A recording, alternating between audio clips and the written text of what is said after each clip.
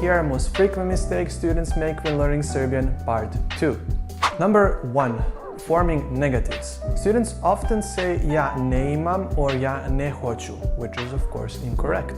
Verbs jesam, imam, and hoću will have irregular negative form. It will be nisam, nemam, neću, and it will all be written together as a one word. Number 2. Verb hteti in past tense.